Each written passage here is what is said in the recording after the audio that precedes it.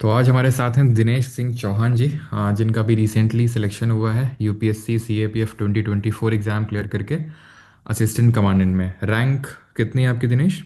45। 345। Okay. तो इस particular session में इंटरेक्शन में जो मेरा भी पहला इंटरेक्शन होने वाला दिनेश के साथ, एंड जैसा कि दिनेश ने मैसेज किया था व्हाट्सएप में कि काफ़ी पुराने स्टूडेंट है दिनेश, एयरफोर्स के टाइम पे जब मैं पढ़ाता था तब से पढ़ रहे हैं दिनेश, राइट? कौन सा ईयर यस होगा सर। जब पता चला मेरे बारे में आपको? What was the year? Sir actually मैं 12th के बाद, सिर्फ 12th ही चल रहा था उस वक्त हमारा, जब हम एक्स वाई ग्रुप के लिए पढ़ाते थे स्पेशली। हाँ, साल कौन आपका सा? इसका चैनल भी था। साल कौन सा था? तो आई थिंक 2016 होगा, मे बी 2016 17, जो 17। मुझे। 17। हाँ। अच्छा, तो तब से आप जानते हो 17 से? हाँ, काफी लंबी। हाँ, तब आप एसएससी के फील्ड में तो नहीं थे मतलब। हाँ ये तब तो अभी अभी पढ़ाने लगे हैं। हाँ तब तो नहीं थे। तो इस हम्म। पर्टिकुलर सेशन में अपन इंटरेक्शन करेंगे जिसमें कि मेनली जो स्ट्रैटेजी रही है, जो कुछ क्या what worked right for Dinesh and what went wrong, वो सारी चीज़ें हम डिस्कस करेंगे। But before that yes Dinesh, sir. आप थोड़ा सा अपने बारे में इन शॉर्ट, बहुत इन शॉर्ट बता दो कि कहाँ से हो, कितना क्या आपने पढ़ाई करी है, कौन सा अटेम्प्ट, कौन कौन से एग्जाम्स, ये सारी चीज़ें। ओके सर, मेरा नाम दिनेश चौहान है। हम्म। मैं राजस्थान के भरतपुर के एक मौरली खुर्द, एक वहाँ पे गाँव है, वहाँ से हूँ। हम्म। और मैंने अपनी ग्रेजुएशन में इंजीनियरिंग किया है, सिविल इंजीनियरिंग। हम्म। उसके बाद से मैं डिफेंस एग्जाम्स की तैयारी कर रहा था। तो हम्म। मैंने F CAT C D S ये मल्टीपल टाइम दिया है, और हर बार क्लियर भी किया है। लेकिन एस एस बी इंटरव्यू में कभी मैं स्क्रीन आउट हुआ, कई बार कॉन्फ्रेंस आउट भी हुआ। हम्म। फिर मैंने 2021 का सी ए पी एफ का अटेम्प्ट दिया, मेरा रिटर्न क्लियर नहीं हुआ। 2022 का दिया, फिर हम्म। से रिटर्न क्लियर नहीं हुआ। तो हम्म। मैंने सोचा कि अभी टेम्परेरी कुछ जॉब लेने के लिए कुछ और एग्जाम दिए जाएं। तो मैंने सबसे पहले I B P S P O दिया, हम्म। जिससे मेरा सिलेक्शन बैंक पी ओ के तौर पे हुआ। हम्म। और और उसी दौरान मैंने एस एस सी सी जी एल भी दिया, हम्म। जिससे मैं जी एस टी इंस्पेक्टर बना। हम्म। तो मैंने बैंक पीओ की जॉब 4-5 महीने की। फिर हम्म। मेरा जीएसटी इंस्पेक्टर में सिलेक्शन हो गया था, तो फिर मैंने यहाँ पे स्विच कर लिया। अभी हम्म। पिछले 1 साल से मैं एज ए जीएसटी इंस्पेक्टर काम कर रहा हूँ हैदराबाद जोन में। ओके। तो और फिर इसी दौरान मैंने लास्ट ईयर फिर से सोचा कि एक बार अपना लास्ट अटेम्प्ट है, एक बार फिर से सीएपीएफ दिया जाए। और हम्म। इस बार मेरा सिलेक्शन हो गया फाइनली। ये लास्ट अटेम्प्ट था सीएपीएफ का एज की वजह से? हाँ। यस। यस सर, 25 ईयर की एज के साथ। पहला अटेम्प्ट कब था? 2021 में था, 21। 21। 2021। ओके। ग्रेजुएशन कब हुई थी? सर 21 में ही हुई थी, मैंने फाइनल ईयर के साथ ही दिया था फर्स्ट अटेम्प्ट। अच्छा। और ये यस सर। 2024 वाला लास्ट अटेम्प्ट था? 2021 में यस भी, सर। 22 में दिया होगा, 23 में भी दिया होगा, राइट? सर 23 में मैं दे नहीं पाया था, क्योंकि मेरी बैंक पीओ की ट्रेनिंग चल रही थी उसी वक्त, अगस्त बैंक में ही। बैंक पीओ का एग्जाम कब क्लियर किया था? सर मेरा 2023 में क्लियर हुआ था बैंक पीओ का एग्जाम। और सीजल लेकिन वाला? उसकी ज्वाइनिंग अगस्त में हुई थी, और सीजीएल का भी 2023 में ही क्लियर हुआ, क्योंकि जो सीजीएल 2023 है उसका रिजल्ट मतलब दिसंबर 2023 में ही आ गया था। हाँ हाँ। तो 4-5 महीने ही मेरे को ज्वाइन किए हुए थे, तो फिर मेरा सीजीएल क्लियर हो गया था।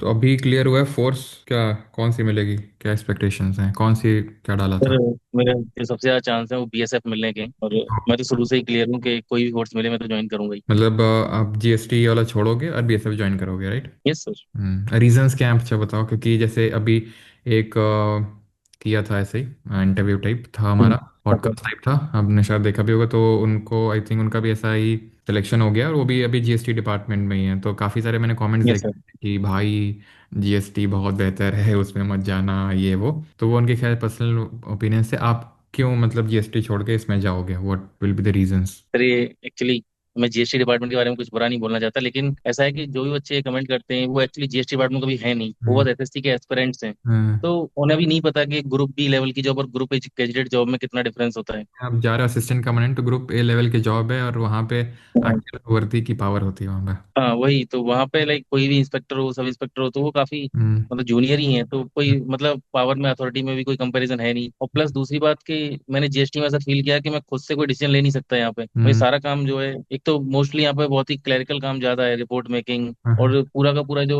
जो चेन ऑफ कमांड है वो ऊपर से ही आती है। तो भले ही जीएसटी इंस्पेक्टर एक एग्जीक्यूटिव ऑफिसर है, लेकिन वो कुछ भी एग्जीक्यूशन अपनी मर्जी से नहीं कर सकता। हाँ, मतलब लेकिन एक वो। सर्टेन पॉइंट तक, क्योंकि जब आप इनिशियली ज्वाइन करते हो, लेकिन एज अ असिस्टेंट, मतलब hmm. This is not to demean anything, but ये हम कंपेयर कर रहे हैं क्योंकि कुछ स्टूडेंट ने कमेंट किया था, बस उस चीज़ का यस सर। कंपैरिजन। और मतलब प्रोज एंड कॉन्स दोनों के, अगर मैं कॉन्स निकालने बैठ जाऊँ तो सीएपीएफ का भी कुछ ना कुछ कॉन्स निकल आएगा। जैसे फॉर एग्जांपल कि वहाँ पर आपकी फील्ड जॉब है, यहाँ पर आपकी डेस्क यस जॉब सर। है। लोग फील्ड जॉब नहीं करते, डेस्क जॉब, तो उनके लिए जीएसटी वाला बेटर है। जिन लोगों के कुछ और एस्पिरेशंस भी है अपनी सैलरी के साथ और भी कुछ एस्पिरेशंस है, तो उनके लिए जीएसटी बेटर है। लेकिन ये सारे एस्पिरेशंस आपके वहाँ पर मीट नहीं हो पाएंगे अगर किसी के वैसे हैं तो। नहीं, है कि वहाँ पर आप एकदम जैसे वही आपने बताया कि आप यूनिट को कमांड करोगे वहां पे जाके, और यूनिट यस सर। 50 लोगों की हो, 100 लोगों की भी हो सकती है, लेकिन वहां पर आप कमांडिंग, क्योंकि अगर आप छोटी यूनिट में जाओगे तो वहां पे तो एकदम ही हम्म आप ही कमांड कर रहे होगे, लेकिन अगर वो थोड़ी बड़ी यूनिट है, जैसे कि अगर वहां पे डिप्टी कमांडेंट या कमांडेंट लेवल की है, तो उतना पावर नहीं होगा जितना कि होगा। तो लेकिन ये है कि हाँ, ग्रुप ए और ग्रुप बी को ऐसा हम कंपेयर नहीं कर सकते हैं, Apple can't be compared with hmm. Orange simple. तो खैर वो कंपैरिजन अभी छोड़ते हैं, आप बी एस एफ ज्वाइन कर रहे हैं, एवरीथिंग इज गुड, ठीक है। अभी जीएसटी थोड़ा सा पहले ये डिस्कस कर लेते हैं, उसके बाद तैयारी वगैरह पे आएंगे कि जीएसटी जो डिपार्टमेंट है क्या अच्छा लगा यहाँ यस पे, सर। कि क्या एक्सपीरियंस क्या रहा बैंक, सर क्योंकि बैंक में भी आप रहो, जीएसटी में भी रहो, यस दोनों सर। कंपेयर करो। अभी यस सर। अभी सीएपीएफ तो अभी ज्वाइन करोगे बाद में फिर आपका इंटरव्यू लेंगे। सर बैंक पीओ और जीएसटी में मुझे सबसे बड़ा डिफरेंस ये लगा हम्म। कि एक बैंक पीओ जो स्केल वन ऑफिसर होता है किसी बैंक का, हम्म। मुझे ऐसा लगता है कि उसके पास फिर भी ज्यादा ऑटोनॉमी है किसी भी जीएसटी इंस्पेक्टर से, क्योंकि मैंने 4-5 महीने काम किया। तो हम्म। वहां भी मैं इंडिपेंडेंट डिसीजन ले सकता था बहुत बेसिक लेवल के। हम्म। किसी कस्टमर के अकाउंट से कुछ पैसे निकलवाने, उनको कोई बेसिक दिक्कत आ रही है, हम्म। क्लरिकल जो साहब है वो मना कर रहे हैं, तो हम्म। मैं अपनी रेस्पॉन्सिबिलिटी पे एक बार इनको वेरीफाई करके मैं खुद से लिख के अगर दे दूं कि इनके पैसे निकाल दिए जाएं, तो वो निकाले ही जाएंगे। हम्म। तो मतलब एक प्रोबेशनरी ऑफिसर के पास फिर भी ज्यादा पावर्स हैं। पर हम्म। जीएसटी इंस्पेक्टर एक मायने में बहुत अच्छी जॉब भी है कि आपके पास वर्दी है, सबसे बड़ी बात तो हम्म। वर्दी की जो रेस्पेक्ट होती है। अब मेरे गांव में तो यही समझते हैं कि लाइक कि मैं कोई दरोगा हूँ किसी थाने का, जहाँ पे मेरे मेरे नीचे जैसे एक एसएचओ होता है, उस तरह हम्म। से लोग करते होंगे। तो एक हम्म। वर्दी का एक अलग लेवल का रिस्पेक्ट होता है। पर हम्म। मोस्टली जो काम है, और एक तो सबसे अच्छी चीज जीएसटी के बारे में जो है हम्म। कि यहाँ पे वर्दी वर्दी जो आप अपनी मर्जी से पहन सकते हो, आपके पास प्रेशर नहीं है कोई कि आपको रोजाना पहननी है, आप जब चाहो वर्दी जब के पहन अलावा सकते हो। जैसे जैसे पावर वाली भी आप बात करें ना, तो वो ये कोट है कि with great power comes great responsibility. तो रिस्पॉन्सिबिलिटी, क्योंकि काफ़ी लोगों का मतलब मेजोरिटी लोग, आपने भी आई थिंक हम्म। बैंक से अगर आपने दिया सीजल तो क्यों दिया, उसके रीजंस बताओ। बैंक से मेरा जो देने का जो रीजन था वो सबसे बड़ा ये था कि बैंक में मैं थोड़ा खुद के लिए बिल्कुल टाइम नहीं निकाल पा रहा था। हम्म। बैंक में ये होता था कि अगर मैं 10 बजे से जा रहा हूँ, तो हम्म। शाम के 5 बजे तक मुझे कुछ ना कुछ करना ही पड़ रहा है। मेरे सामने कोई ना कोई कस्टमर अपनी समस्या लेके खड़ा ही हुआ है, किसी का हाँ, यूपीआई नहीं चल रहा, किसी के अकाउंट में कोई दिक्कत है। वही तो चीज़ है वहां पे कि एक मतलब आपके पास पावर तो है, उसको आप दिखा भी सकते हो। हम्म ये कि फिर रिस्पॉन्सिबिलिटी आपकी है, आपको रिपोर्ट भी करना है कि कितना क्या उस पर आप पे मतलब प्रेशर जो होता होगा। बहुत रिस्पॉन्सिबिलिटी है। अगर हाँ पावर भी है, लेकिन मतलब पावर इस लेवल की है कि आप तुरंत की तुरंत सारी समस्या सॉल्व भी कर सकते हो किसी कस्टमर की। तो एक हम्म। सेटिस्फेक्शन भी मिलता है आपको। कोई दादी आई, इनकी कोई बहुत पेंशन अटकी हुई है, कुछ हो रहा है, आपने अकाउंट ठीक करके दे दिया, तो हम्म। दादी बहुत खुश होकर गई है, तो आप देख रहे हो कि आपके आपके करने की वजह से वो काम हो गया। हम्म। लेकिन वही रेस्पॉन्सिबिलिटी भी है कि सुबह से शाम तक आपको यही काम करने। हम्म। तो इस एक मामले में पॉइंट लेकिन एक एक पॉइंट के बाद जाके वो हेक्टिक हो जाता है थोड़ा सा। हाँ वो एक्चुअली मुझे कुछ आगे तैयारी करनी थी, वैसे मेरा मेन गोल तो फोर्सेज में जाने का ही था। हाँ। तो मैं वहाँ पे थोड़ा टाइम नहीं दे पा रहा था अपने लिए भी, और किसी एग्जाम के लिए भी टाइम नहीं दे पा रहा था। तो सबसे बड़ा मुझे यही रीजन लगा। लेकिन हाँ किसी को और बहुत ही लगे बहुत हाई लेवल तक पहुंचना है अपनी लाइफ में, तो पी बैंक भी बहुत अच्छी जॉब है। वहाँ पे प्रमोशन के एस्पेक्ट बहुत ही ज्यादा अच्छे हैं। कोई नहीं, पीओ एक अगर ज्वाइन करता है हाँ हाँ तो एक वो चेयरमैन भी बन सकता है अगर मेहनत करे तो एक हम इस लोगों ने लेवल तक का वहाँ पे। अलग से सेशन वैसे कर भी चुके हैं, अगर किसी को देखना हो तो एक किया हम लोगों ने पहले, मानसी पांडे करके थी, तो वो बैंक से, वो भी जीएसटी में गई थी। तो वही मेनली होता है बैंक में, तो कि हेक्टिक होता है, प्रोज एंड कॉन्स दोनों की, ये हेक्टिक होता है लेकिन प्रमोशन अच्छे होते हैं, ठीक है। खैर अभी आते हम्म। हैं पे प्रिपरेशन पे। तो गवर्नमेंट जॉब की प्रिपरेशन कब स्टार्ट करी आपने? सर लेकिन इस क्वेश्चन से पहले मैं एक्चुअली जो बच्चे सुन रहे हैं उनके लिए वो जीएसटी इंस्पेक्टर की कुछ पावर बताना चाहता हूँ, क्योंकि कई लोग ये सोचेंगे जीएसटी इंस्पेक्टर के पास कुछ ही पावर नहीं है। एक हम्म। बार मैं हम्म। बताना चाहता हूँ कि जीएसटी इंस्पेक्टर बनके भी आप एक बहुत ही सिग्निफिकेंट वर्क कर सकते हो। हम्म। मेरा तो मैं इसके लिए ये बता दूं कि मेरा ये मानना है कि दुनिया में चाहे इनकम टैक्स का कोई फ्रॉड हो, चाहे जीएसटी का कोई फ्रॉड हो, हम्म। किसी फ्रॉड के पीछे जो बेसिक रीजन होता है वो उसके रजिस्ट्रेशन के टाइम पे ही छुपा होता है। सारे फ्रॉडस्टर जो है वो नकली डॉक्यूमेंट देके गलत तरीके से रजिस्ट्रेशन करवाते हैं। हम्म। और जीएसटी इंस्पेक्टर की सबसे बड़ी पावर यही है कि वही रजिस्ट्रेशन के लिए रिकमेंड करता है किसी भी टैक्स पेयर को। हम्म। तो अगर जीएसटी इंस्पेक्टर अपने लेवल पे बहुत अच्छे से काम करता है, तो हम्म। टैक्स इवेजन का जो स्कोप है वो 99% तक कम कर सकता है वो, अगर वो अच्छा। अच्छे से वेरीफाई करता है किसी भी चीज को, और वो उसी के हाथ में कंप्लीट पावर है, उसके बाद ऊपर कोई प्रेशर नहीं है, उसी को रिकमेंड करना है कि इस आदमी को रजिस्ट्रेशन मिलना चाहिए या नहीं। तो हम्म। दुनिया का कितना भी बड़ा कोई कोई बिजनेस हो, उसको रजिस्ट्रेशन तो लेना ही पड़ेगा, किसी ना किसी रेंज में रजिस्टर होना ही पड़ेगा, और वो काम एक जीएसटी इंस्पेक्टर ही करेगा। तो ये भी देखा जाए तो दुनिया की हर जॉब में अपने अपने कुछ रोल्स हैं, तो मुझे लगता है कि हर जॉब में अपनी अपनी पावर है, उनका इस्तेमाल कोई भी करे तो एक बहुत ही सिग्निफिकेंट इम्पैक्ट लेके आ सकता है। हाँ बिल्कुल, अब जैसे मैं पढ़ा रहा हूँ तो ऐसे तो बोल दो मेरे पास क्या ही पावर है। कौन यस ही सर। सुनेगा, लेकिन अब इम्पैक्ट तो क्रिएट हो रहा है। अब छोटे लेवल पे हो यस सर, आपके पास सकता तो है। बहुत पावर है। हम जैसे बहुत सारे एसी आपके थ्रू ही होके जा रहे अच्छा, चलो बढ़िया हैं। है, तो फिर अपना दबदबा हर जगह कायम होना चाहिए। ठीक। हाँ बिल्कुल। तो अभी प्रिपरेशन पे आते हैं, सर कब करी थी प्रिपरेशन? सर किस एग्जाम की तरफ, असिस्टेंट कमांडेंट की? गवर्नमेंट एग्जाम की। ओके, गवर्नमेंट एग्जाम की। तो जैसे जब मैं ग्रेजुएशन के फाइनल ईयर में था, हम्म। तब कोविड का टाइम चल रहा था, तो उस वक्त मैं घर पे आया हुआ था। हम्म। तो उस वक्त लाइक मेरी सिविल इंजीनियरिंग भी बहुत अच्छी थी, तो मेरे को एक मन था कि मैं सिविल इंजीनियरिंग में ही कुछ करूंगा, इंजीनियरिंग सर्विस एग्जाम ही दूंगा। हम्म। लेकिन जब मैं घर पे आया तो मैंने देखा कि बाकी और भी कई सारी अपॉर्चुनिटी, जैसे डिफेंस के बारे में मुझे काफी अच्छा लगा। तो हम्म। मैंने यहीं से शुरुआत की कि पहली बार एफकेट और सीडीएस एग्जाम के लिए मैंने जीएस पढ़ा, हम्म। क्योंकि तब तक मैं ऐसा मानता था कि मैं तो साइंस का स्टूडेंट हूँ, मेरे कहाँ से जीएस समझ आएगी। हम्म। मैंने मैथ साइंस ही लिया और उस तरह से। तो लेकिन जब मैंने पहली बार पॉलिटी को देखा, किताबें खोल के देखी हिस्ट्री की, तो मुझे लगा कि ये तो बहुत ज्यादा इंटरेस्टिंग है, इवन मैथ वैथ से भी बहुत ज्यादा इंटरेस्टिंग तो ये हम्म। ह्यूमैनिटीज की सब्जेक्ट्स हैं। तो हम्म। मेरा उसमें इंटरेस्ट डेवलप होते गया। फिर मैं डिफरेंट डिफरेंट एग्जाम की तैयारी करते रहा। फिर मैंने बताई आपको कि मैं बाद में एसएससी की तैयारी भी की। और आपको शायद पता नहीं, मैं आपके एसएससी का जो जीके का जो पेड बैच होता है ना सीजीएल के लिए, उसका मैं वो भी मैंने खरीद रखा था। अच्छा, कौन सा, फर्स्ट वाला कि सेकंड वाला? तरफ वो तो मुझे याद नहीं है, फिर देखना पड़ेगा। लेकिन हाँ, जिसमें आपने सारी सब्जेक्ट कर रखा है, उसमें आइकन बने हुए आते हैं ना कि हिस्ट्री है, पॉलिटी है, एक ही जगह पे आप कई चीजों को देख सकते हो। इस तरह से होता है, हम्म। जिसमें आप जो भी अपनी यूट्यूब पे सीरीज चलती है, आप उनके भी नोट्स में डाल देते हो, नेट्टो सीरीज और हम्म। जितना भी होता है पूरा। हम्म।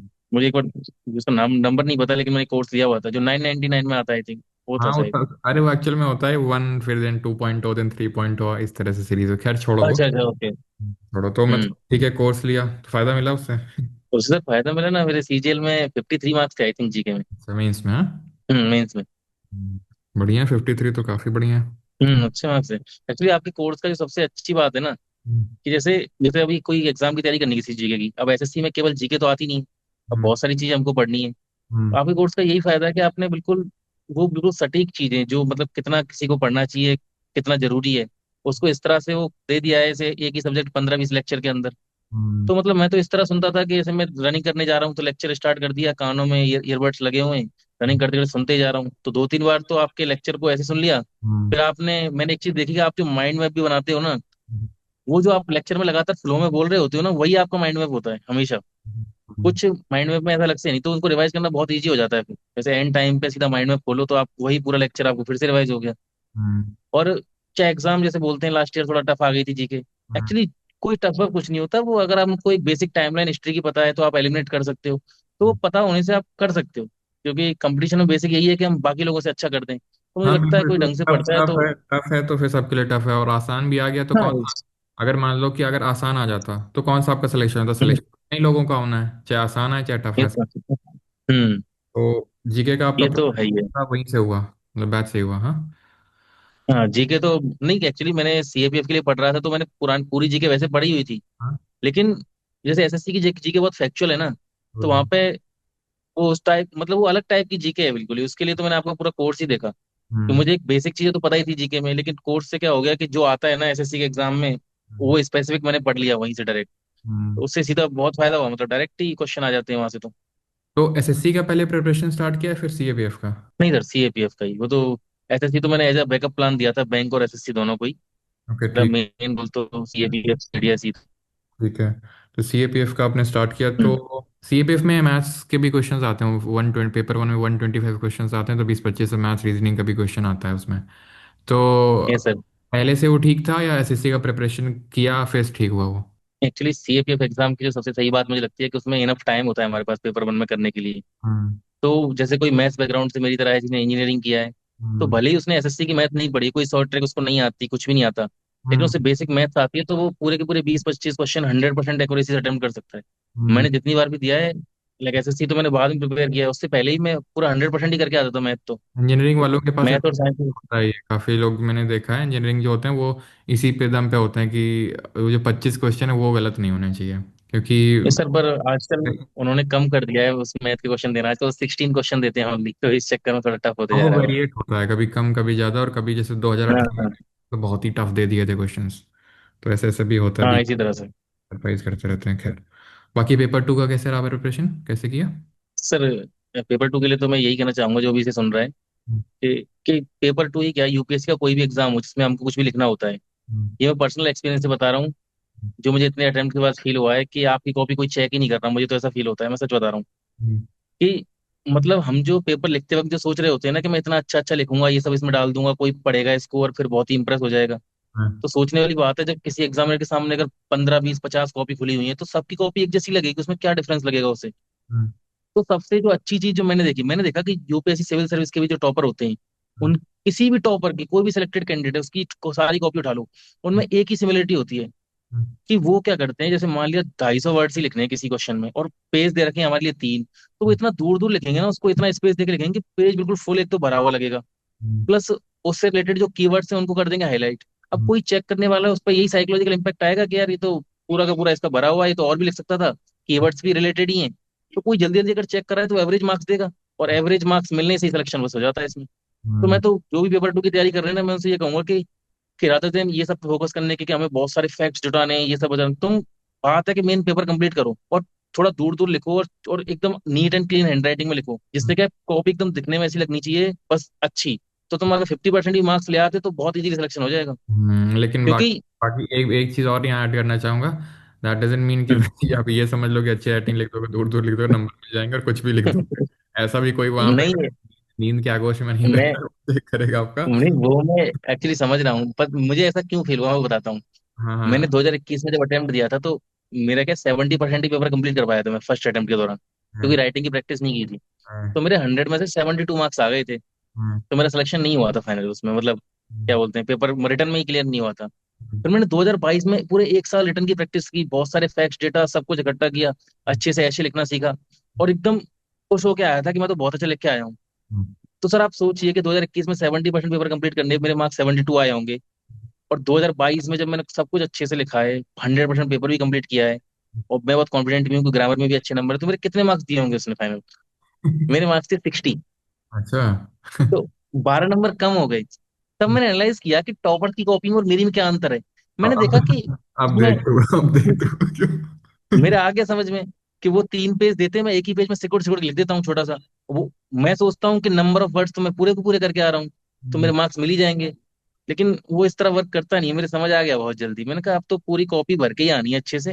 हम्म। और सच में इसने काम कर दिया, कॉपी भर के आया, और मेरे हाँ तो इतने वैसे सारे तो दोस्त हैं। बिल्कुल बिल्कुल काम करता है कि आप अंडरलाइन कर रहे हो कि नहीं कीवर्ड्स को, सो दैट उसके पास इतना टाइम नहीं कि सब कुछ देखे। तो तुम्हें लगता है ये तो हाँ ये ऐसा पॉइंट है जो उसको देखना ही चाहिए, बाकी नहीं लिखा होगा उसको अंडरलाइन करो। ठीक है, और वही। स्पेस में लिखने से ये फायदा मिलता है कि आपको कम टाइम में हो जाता है कंप्लीट, और पूरा पेपर कंप्लीट हो जाता है, आपको लिखना कम पड़ता है। तो ये सारी चीजें इसकी होते हैं। वो तो खैर। 3 ही टिप्स हैं कि पेपर को पूरा भरो जितना भी स्पेस दिया है।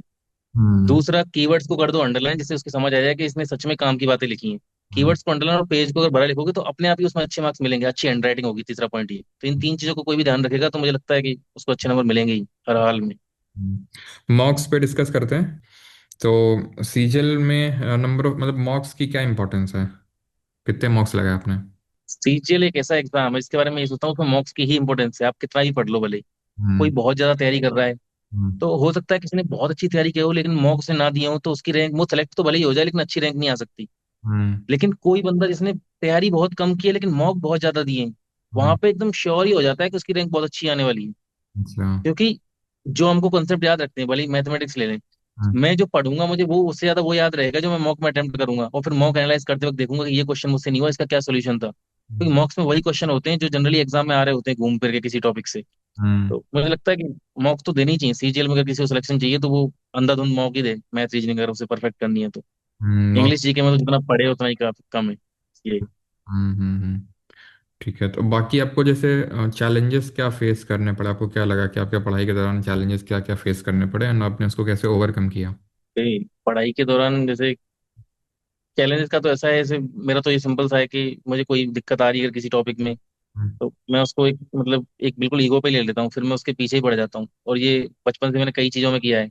हम्म जैसे जब मैं एट्थ क्लास तक मैं गाँव में पढ़ा था, तो मैं जैसे 9th में गया पहली बार, हम्म तो मैथमेटिक्स मतलब मेरी इतनी खराब थी कि जब पहला एक एक पूरी एक्सरसाइज सर ने पढ़ा दी, उसके बाद उन्होंने टेस्ट लिया, तो किसी के 8.5 आ रहे हैं 10 में से, किसी के 9.5 आ रहे हैं, मेरा आया आधा नंबर। हम्म तो सर ने ऐसे मुझे बुलाया, तो उन्होंने सोचा कोई मंदबुद्धि है ये, उन्होंने मुझसे वैसे फोन दिखाया मुझे और पूछते इसमें कितना टाइम हुआ है। तो वो ये सोच रहे थे कि टाइम भी देखना जानता है कि नहीं। तो हम्म लेकिन सरप्राइजिंगली क्या हुआ कि फिर मैंने उसको बड़ा चैलेंज की तरह लिया।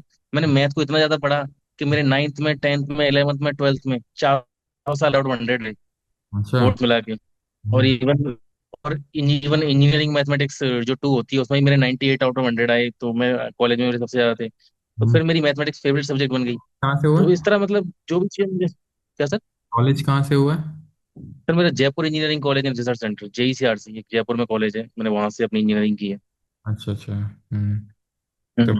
ये है कि तो भाई। चैलेंजेस का तो हम्म, बेसिक बहुत, मतलब पढ़ाई वढ़ाई में तो कम चैलेंज आए हैं, जिंदगी में थोड़े से चैलेंजेस आए हैं, जैसे गाँव में नेटवर्क नहीं आते थे तो हम्म, बाहर से क्लास डाउनलोड करना, इस तरह की बस चीजें तो बेसिक। बाकी तो हम्म, पढ़ाई वढ़ाई के तो जो भी चैलेंजेस हैं, मुझे लगता है कि मैंने उन पर वर्क किया है तो वो हो ही गया है सॉल्व, ऐसा कुछ दिखा नहीं मुझे तो अब तक। घर के साइड से। Yes sir. घर के साइड से सपोर्ट था पूरा, मतलब ये पूछ रहा हूँ।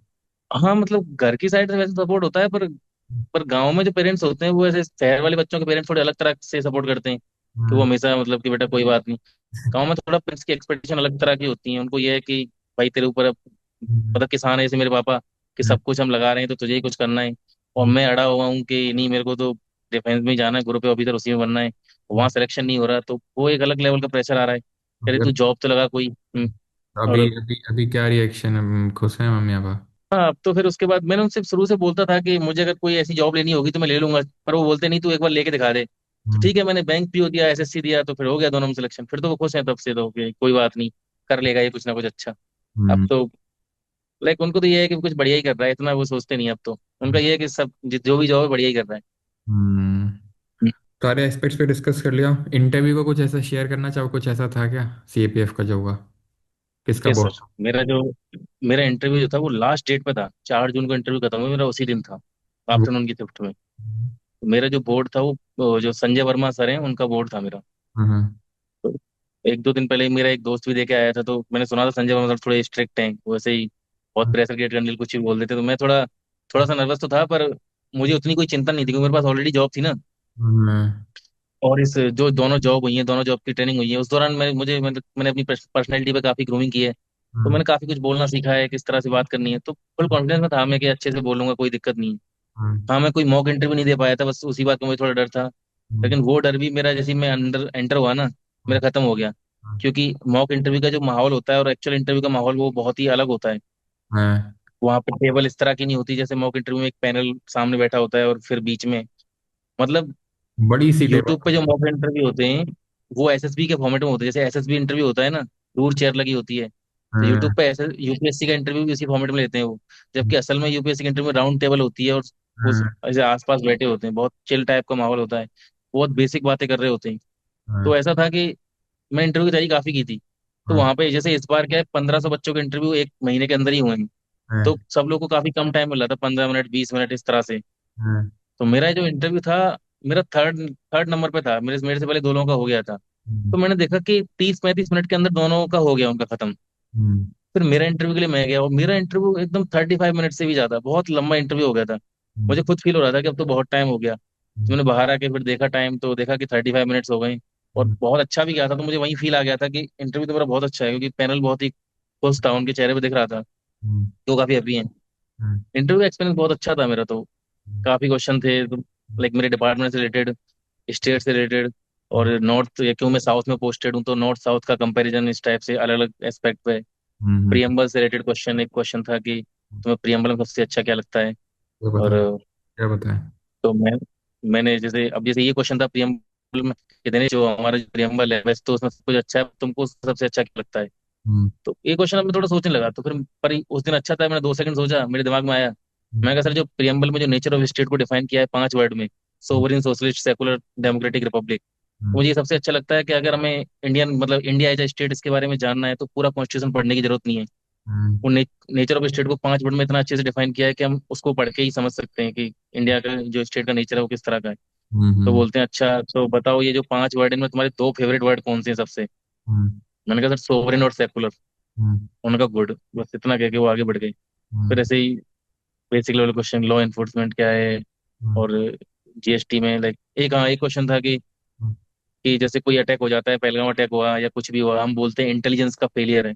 हम्म, तो इस मायने में ये इंटेलिजेंस वर्ड का मतलब क्या है, क्या होता है इंटेलिजेंस। हम्म, मैंने कहा सर, इंटेलिजेंस कोई भी ऐसी पीस ऑफ इंफॉर्मेशन जिसके होने से कोई दुर्घटना को रोका जा सके, हम्म, वो इंटेलिजेंस है। तो बोलते हैं अच्छा, क्या ये इंटेलिजेंस गैदरिंग का काम कोई स्पेसिफिक एजेंसी ही करती है क्या, IB रॉ इस तरह की। हम्म, मैंने कहा कि नहीं सर, एक्चुअली गवर्नमेंट का कोई भी डिपार्टमेंट, इवन प्राइवेट जो डिपार्टमेंट है, प्राइवेट प्राइवेट जो ऑफिसेज हैं, वो भी इंटेलिजेंस गैदरिंग का काम करते हैं। मैंने उनको एग्जांपल दिया। कि हम्म, जैसे मैं रेंज में पोस्टेड हूँ, अगर हमें कोई सस्पिशियस ट्रांजेक्शन छोटे लेवल पे भी दिखता है और हम्म, हमें दिखता है कि एक बहुत बड़ा एक चेन ऑफ फ्रॉड इसके पीछे हो सकता है, तुरंत हम उसे अपने हेडक्वार्टर को रिपोर्ट करते हैं। हेडक्वार्टर से वो डेटा जो सिस्टर एजेंसीज हैं, इनकम टैक्स डिपार्टमेंट, ईडी, वहाँ पर शेयर किया जाता है। तो हम्म, इंटेलिजेंस गैदरिंग जो है वो केवल आईबी रॉ ही नहीं, बाकी सभी डिपार्टमेंट करते हैं। हम्म। उनका ओके, तो इस तरह से मतलब इंग्लिश इंटरव्यू अच्छा था काफी। इंग्लिश में या फिर हिंदी क्या था मोड ऑफ लैंग्वेज? इंटरव्यू का सर ये था कि जो भी सर ने मेरे से क्वेश्चन इंग्लिश में पूछे, मैंने उसका जवाब इंग्लिश में दिया, और हाँ। जो भी सर हिंदी में बोल रहे थे, मैंने उसका जवाब हिंदी में दिया। अच्छा। एट द एंड इस में तरह। क्या तुम्हारी तरफ से टिप्स रहेंगे स्टूडेंट्स के लिए जो प्रिपेयर कर रहे हैं, क्योंकि जैसे सबसे पहले बैंक पीओ एग्जाम क्लियर किया, देन सीजीएल एग्जाम क्लियर किया, देन अभी यूपीएससी सीएपीएफ असिस्टेंट कमांडेंट का। तो ऐसी क्या यस सर। मतलब चीज़ें हैं, क्या की इंग्रेडिएंट्स हैं, या फिर इस तरह से कर सकते हो डूज और डोंट्स क्या हैं तुम्हारे हिसाब से? ओके। एक्चुअली कई स्टूडेंट मुझसे टिप्स मांगते हैं कि कोई ऐसी टिप बताओ कि इतने एग्जाम आपने कैसे किस तरह क्लियर कर लिए। हम्म, तो आपको ये तो सब लोग बता देंगे कि हमें क्या पढ़ना चाहिए। मैं हम्म, आपको दो टिप ऐसी दूंगा कि आपको कैसे पढ़ना चाहिए। हम्म, पहली टिप तो मेरी तरफ से ये है कि कभी भी पढ़ने के लिए 8 बजे का इंतजार मत करना, 7:55 पे ही बैठ जाना पढ़ने।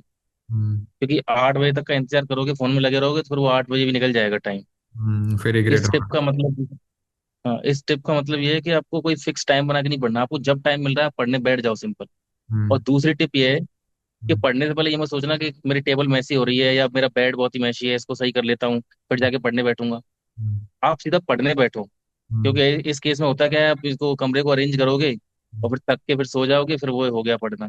ये हम्म, दो टिप का ध्यान रखो, आप बहुत ज्यादा पढ़ने लग जाओगे। हम्म, बाकी क्या पढ़ना है, किस तरह पढ़ना है, वो तो आप खुद ही ढूंढ लोगे। सबसे पहली बात है पढ़ने के लिए बैठना, उसके लिए दो ही टिप बहुत है। हम्म। कुछ ऐसा डोंट है कि ये नहीं करना है? डोंट यही है कि जैसे आज के टाइम पे सबसे बड़ा जो डिस्ट्रैक्शन है वो इंस्टाग्राम, मुझे सबसे बड़ा डिस्ट्रैक्शन लगता है। मैं हम्म, सोचता हूँ कि अगर कोई आदमी सही में तैयारी कर रहा है, उसको जल्दी सिलेक्शन चाहिए। हम्म, मतलब ऐसा नहीं कि इंस्टा जो चलाते हैं उनका सिलेक्शन नहीं होता, मैंने भी चलाया, इंस्टा सिलेक्शन हुआ, लेकिन हम्म, मुझे लगता है कि मैंने अपना एक बहुत ज्यादा टाइम जो है इंस्टा पे ही वेस्ट कर दिया। और अगर मैं थोड़ा और कम वेस्ट करता तो और भी हो सकता है कहीं और पहुंच चुका होता है या कुछ और कर रहा होता। तो मुझे लगता है कि आप जो भी तैयारी कर रहे हो सोशल मीडिया से थोड़ा दूर रहें, और हम्म, उसके लिए केवल पढ़ाई वढ़ाई के लिए यूट्यूब वगैरह को इस्तेमाल करें, कि सब कुछ पढ़ने कंटेंट यूट्यूब पे अवेलेबल है ही है। हम्म, तो मुझे लगता है सोशल मीडिया से थोड़ा दूर ही रहें, एक बार सिलेक्शन हो जाए उसके बाद बनाओ ना सोशल मीडिया, कौन रोक रहा है। हम्म। चलो बढ़िया है। तो फाइनली यस सर। बीएसएफ की ज्वाइनिंग तो आई थिंक आएगी अभी तो। हो सकता है कितना 5-6 महीने लगते हैं बीएसएफ में तो? अभी सर देखो, अभी तो मैं तो गैस कर रहा हूँ, क्या पता कौन सी फोर्स मिले। बट हाँ अच्छा। ये है कि हाँ। कोई भी फोर्स मिलती है मैं तो फुल रेडी हूँ, क्योंकि जब मैं सीडीएस के लिए आर्मी में जाने को तैयार हूँ तो फिर क्या ही सोचना कि कौन सी फोर्स मिल रही है। चलो all the best for your future endeavours. Okay sir, thank you so much sir.